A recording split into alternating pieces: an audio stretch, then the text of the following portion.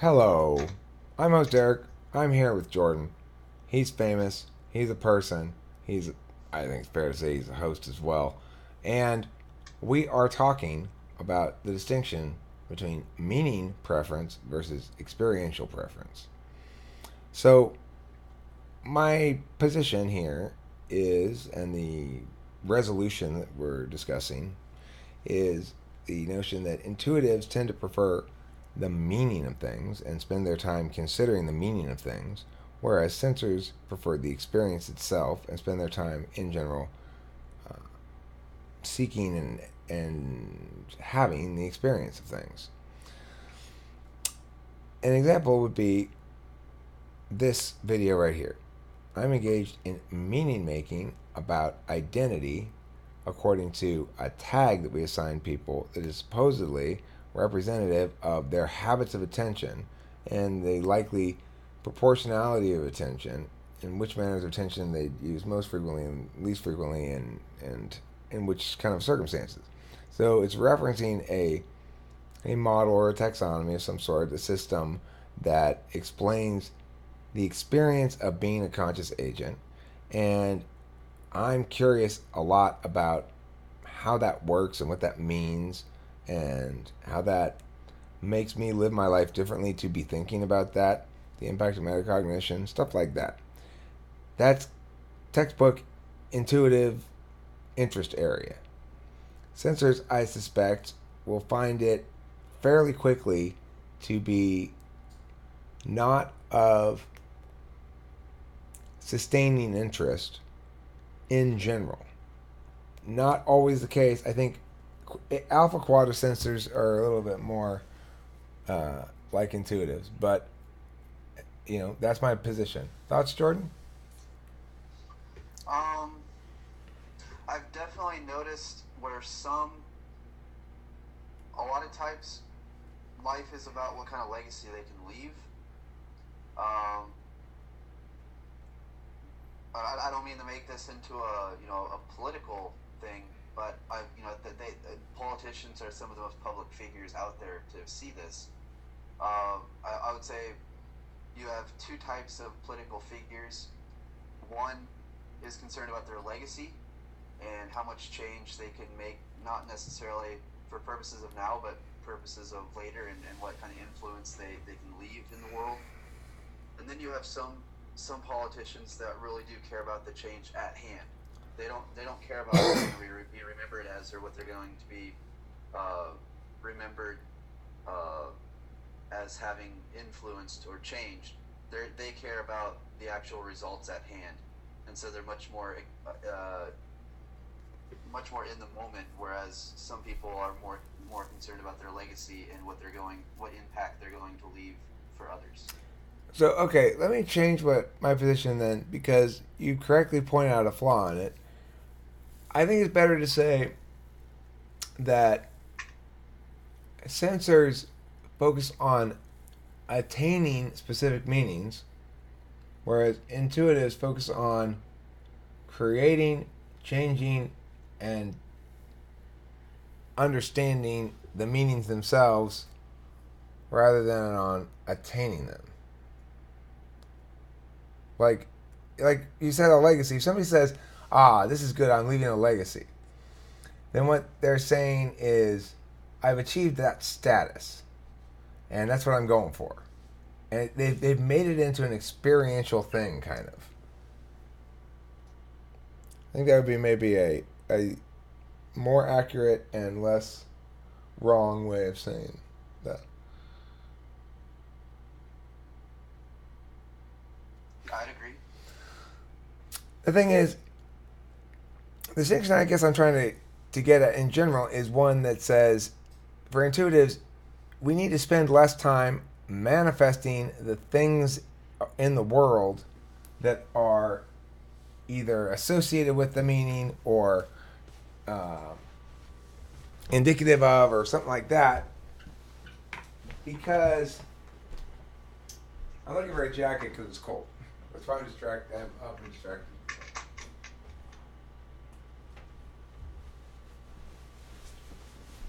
Because I guess attainment for me, can be easily achieved, not easily, but is like I feel fully as though something has been attained when I say something insightful. And I can usually tell whether something is more or less insightful. And then to say something is insightful is to say that it's a notion that resonates as true for most people and as new for most people. Would you agree with that definition of insightful? Yes, I took some further time to think about the question before, and I think when it comes down to intuitives versus sensors, intuitives live in anything but the present moment. So we do a pretty good job of living in the past sometimes, and we a lot of times we live in the future. But at least for NE DOMs, we do best when we're living in the hypothetical. But the hypothetical is not necessarily in the present, whereas sensors live directly in the present. And so Where are we now? What? Where are we now? I would say I'm talking in the hypothetical. Is it, okay. See, I'd say we're in the metaphysical plane, which is to say, we're neither in the present nor the past or the future. We're in the time independent realm of concept, the metaphysical plane that says, I mean, in the present we are there, which is to say, removed from experiential space. To the extent that the experiential space is imposing upon us, it's doing so by me feeling cold. So that's like, oh shit, I have to come back to experience. Hold on, guys, I have to go back down to Earth and get his fucking jacket because I know we're supposed to be hanging out here in abstraction land where none of our bodies matter at all. But my body's imposing upon me. It's imposing that I pay attention to it. Right. And so I guess what I was going to get at is those who live in the present are worried. You know, they're going to be concerned about the present. They're not going to be concerned as much about the future because they're living in the present. And so they're the ones that aren't going to be as concerned about, you know, a legacy. They're going to be worried about what can they physically do to change things now, to influence now. Whereas we're wondering what in the metaphysical world that we're in right now, what can we change in the future?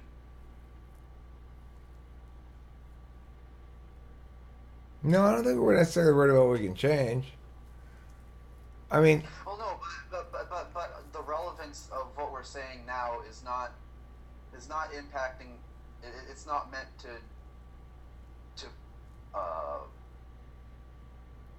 present an experience in the moment right now. it's part of a process. Right. Right. Okay. Right. It is part of a process. It's not an end in itself. The moment is not the end in itself, although of course it necessarily is. But we have this framework that puts things into this larger process and prioritizes that as more important. Well, I mean, I think it has. I mean, I think that has a lot. It speaks volumes as to why any DOMs or this may be intuitives in general. We're not real interested in directly influencing people's actions, you know, right now. Like I'm not trying to influence you to do anything right now. In the metaphysical, yeah, maybe we're trying to influence a little bit, but it never results in anything in the present. That influence would have to come in the future. It's an interesting art. I mean, it's an interesting point to make because the exception would seem to me, if you frame things in terms of argumentation, then I am often trying to get people to quote unquote do something in the moment, where I'm trying to get them to say, yes, I agree with that, or no, I don't agree with that, or yes, that is what I'm saying, yes, no, that's not what I'm saying, or answer my question, you know? So I think if you're questioning somebody, the issue, of We're course, already in the physical realm, though. it's all in the metaphysical realm, right? But in that sense, there is time, but it's an order of operations kind of time. It's not a it's not a sun crossing the sky kind of time. It's a time of conditionality that antecedents and consequence have an order, and that necessarily means that there be a before and after. But beyond that, there's not really any level of specificity required in terms of time. Some things may have Yeah. duration as well. And it's because on that metaphysical plane, objects don't are not subject to the law of non-contradiction. So I can't have I can't have this both be a mouse and a pineapple in the same time, space, and context in the physical realm without violating the law of non-contradiction. And in the metaphysical realm, I can have a video being watched by two people at the same exact time in different locations, even though how could that video be in two places at one time? Well, because it doesn't work like that. It's the metaphysical realm. It's the realm of time objects, abstractions or symbols that both the represent and utilize the dimension of physical reference as a consistency stabilizer, like, as a stabilizer to make sure that the system in the metaphysical world doesn't spiral off into just arbitrariness. There has to be something to keep it grounded, and allow for consensus to have some meaningful connection to reality, I guess.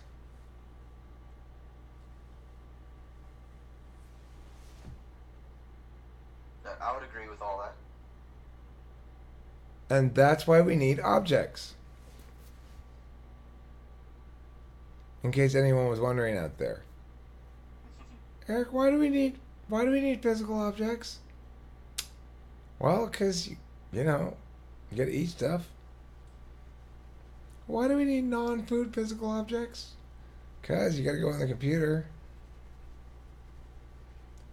See? Mysteries of the universe solved.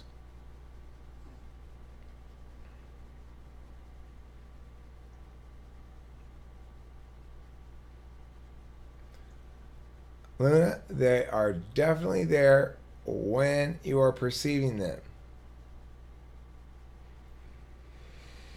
Yeah, as an intuitive, I can definitely say, obviously when we're talking in abstractions in the metaphysical, we're not actually up in the clouds, but in a way, you know, to put on that coat, you really did have to bring yourself back down to reality, to ground yourself. I'm a lot more And comfortable I now. and I didn't have to, because I honestly, I can't say that I really noticed you putting the jacket on unless you had said something, just because I was up in the clouds. Right on. Hi, Michelle. Welcome.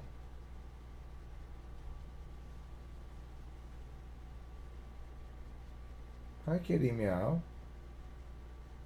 Oh, what a special kitty meow.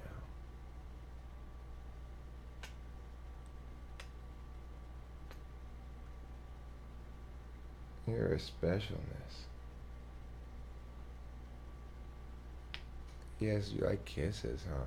Does it mean you're hungry? Is this why you're being so affectionate? Let's go see. Do you want food? Ow! Yeah, that means she wants food. You can tell sometimes when it's a head push of actual affection and when it's okay, come on, get with the food. It's a different kind of head push.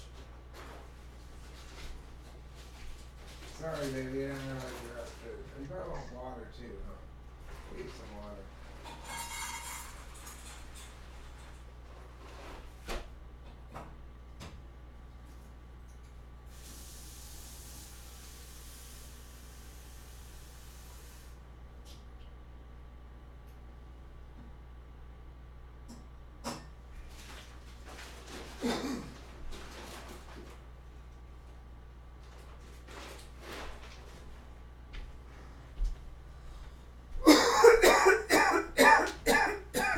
Oh shit! I think I'm recording a video right now. So, what were we talking about? Something. We done? About about the metaphysical realm versus the living in the moment realm. Oh yeah, right. So, our job as intuitives is to try to make shit manifest in the physical realm instead of just talking about it. The end.